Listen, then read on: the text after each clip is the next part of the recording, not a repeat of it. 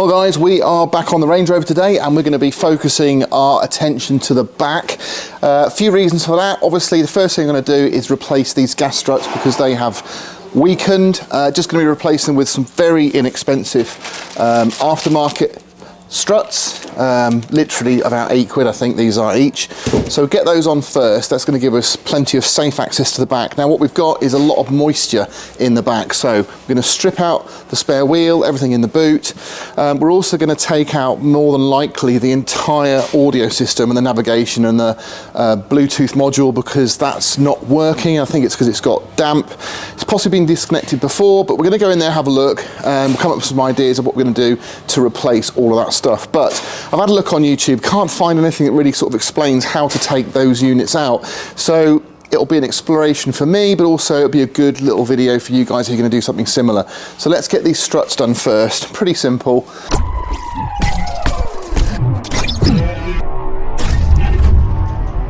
So you should just be able to clip these straight on. So you've got your end piece here. Might take a bit of persuasion. Nope. Did not. Such a simple job, you just don't need to put up with a weak tailgate. It's just, there's no point. Just get it sorted. There. All right, let's see if that's any better. Yeah. There we go, very nice. Okay, fairly straightforward. I'm hoping, yep, that will come straight out. We've got a wheel in here that looks like a Discovery 3-wheel, but it's the right size.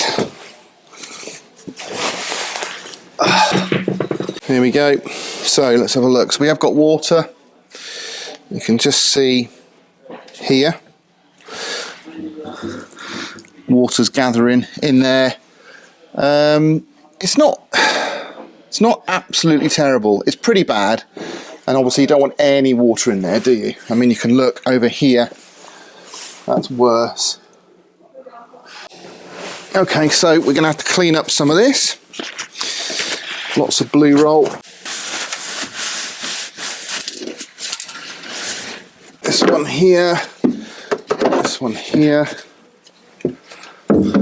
Right, so I've basically cleared out the boot now, and I want to get full access to this area here, the sub and everything, which is behind this panel. So I'm just going to remove that tie-down lashing eye there, and that should allow me to get access to the whole lot.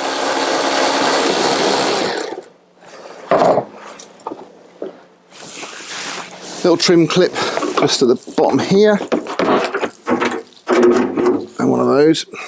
So just behind this panel here in the corner, there's another little trim clip I just saw, and at the top. Right, so there we have our complete audio system. We've got our sub, which hasn't split, which is good. I think the sub's going to have to come out to take this bracket off as well. One more down the bottom here. Okay. Part one out. Just gives me a bit more room to work in because, you know, it's not the easiest place to work around. So we're going to take all of this out. At the top here, we've got our Nokia Bluetooth unit. Underneath that, we've got our DVD navigation unit. Underneath that, we've got our DVD player, multi-changer. And I think this is the amp that stretches across the back here behind these modules.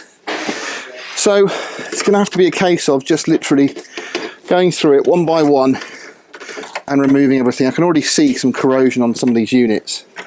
So we have had some water in there, but we'll get everything out and then I'll never be able to put it back in again.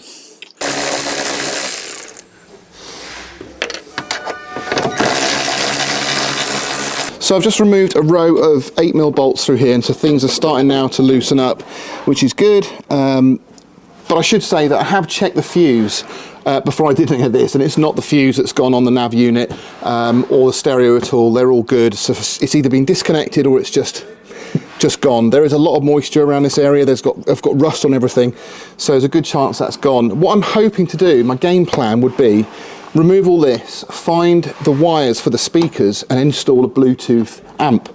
That's the simplest thing I can do. If I can just put a Bluetooth amp in there that will feed the speakers, I can just run it off my phone. That would be perfect, and that would bring it up to modern day standards and still use those really cool Harman Kardon speakers.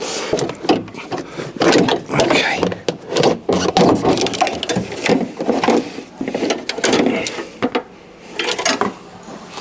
Okay, there's my nav and DVD player. So it is a real shame that we're going to basically lose the functionality on that screen for the off-road system. That's the thing I'm really bothered about, but if it's not working, it's just not working. I can't really afford to waste money getting that going. I can just do it old school. I'll have to mark the steering wheel so I know where I am. I think this might have to come out. And that. Wow, what a lot of cables. So there's some bolts that go into the bottom of the corner here.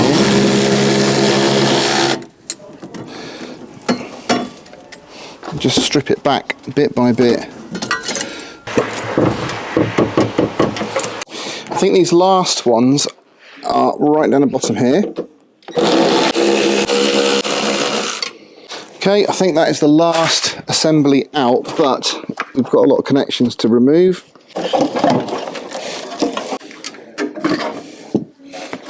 There we go. Oh. So, the amp, the hardest thing to get out. Disappointed now because it doesn't look bad. I wanted it to be absolutely knackered, but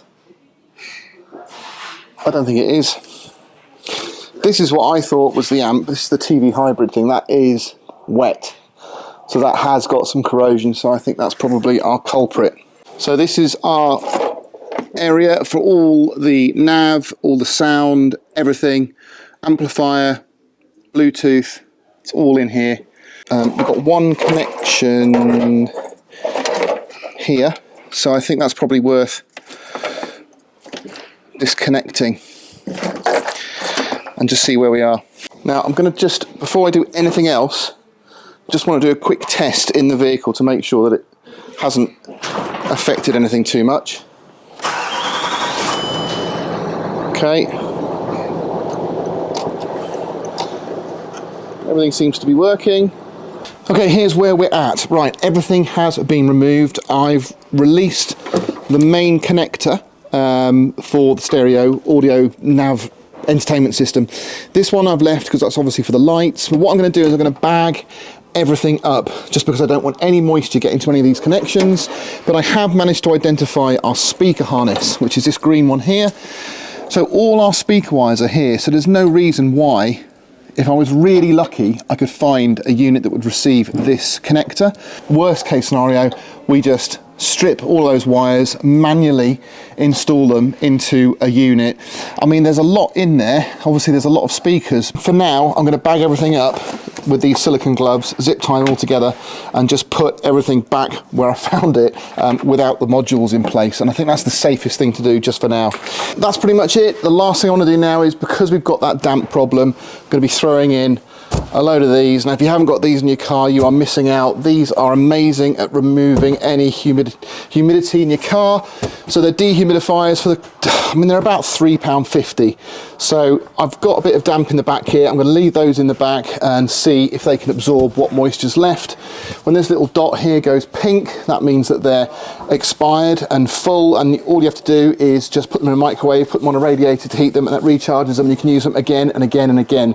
So it's a no-brainer really. So you want to get at least 2 of those in your car, stop it misting up. But for us, we're going to leave it in the boot for now, and hopefully that is going to solve our problem. I'm really pleased that I've managed to get the loom exposed for the speaker wires. That's a real bonus. That means I can now get some different sound into the car. Obviously we can utilize those speakers. I haven't put the sub back in because I don't think it's going to be that easy to connect. If I want an amp and a sub fitted, I can obviously got space in the back now. I can put a separate sub. So all of that's going to go. It's a real shame, like I say. say, it would have been great to have had that information on the screen for the off-road side of things, but I'm pretty sure we can come up with a good solution. But for now, that's all the back done. Now we've got an MOT booked for tomorrow. I don't think I can do anything else to the vehicle. The last thing I'm going to do is put some Cataclean in the fuel just to make sure that our emissions are tip-top for the test. And then just fingers crossed, if she gets through the MOT no problems, then we can start doing some stuff to the cosmetic side of things, give it some love, and we're going to be ready to go. So thanks for watching. I hope you enjoyed it. If you did, give us a thumbs up, and I'll catch you on the next one.